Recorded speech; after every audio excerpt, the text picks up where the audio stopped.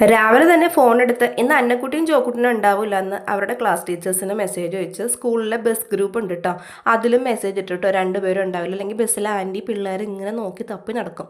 അപ്പോൾ ഇതാ ഞാൻ വേഗം അതൊക്കെ ചെയ്തിട്ട് നേരെ വന്നിട്ട് ഒരു ഗ്ലാസ് വെള്ളം എടുത്ത് കുടിക്കുകയാണ്. രാവിലെ ഭയങ്കര പരവേശമാണെന്നേ.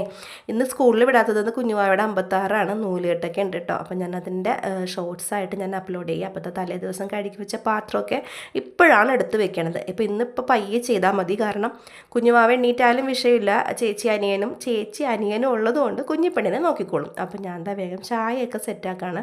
ചേട്ടൻ കഴിഞ്ഞ ദിവസം ഓൺലൈനിൽ നിന്നൊരു ചായപ്പൊടി മേടിച്ചായിരുന്നു കേട്ടോ.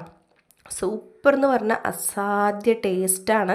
നമുക്ക് കറക്റ്റ് ഒരു ചായ എന്നൊക്കെ പറയില്ലേ, അത് തന്നെയാണ് കേട്ടോ. ഞാൻ അതിൻ്റെ ലിങ്ക് കിട്ടുകയാണെങ്കിൽ കൊടുക്കാം. ദോശയ്ക്ക് മാവ് അരച്ച് വെച്ചിട്ടുണ്ടായിരുന്നു, അത് പൊങ്ങിയിട്ടുണ്ട്. അപ്പം ഞാൻ തലേ ദിവസം സാമ്പാർ വെച്ചതിൻ്റെ കുറച്ചെടുത്തിട്ട് ഫ്രിഡ്ജിൽ വെച്ചിട്ടുണ്ടായിരുന്നു. അപ്പോൾ അതൊരു ഇച്ചിരി വെള്ളവും കൂടി കൂട്ടി വെച്ചിട്ട് നന്നായിട്ട് തിളപ്പിച്ചെടുക്കണം. പിന്നെ ദോശ ഉണ്ടാക്കിയാൽ മതിയല്ലോ, വേറെ വലിയ പണിയൊന്നുമില്ല.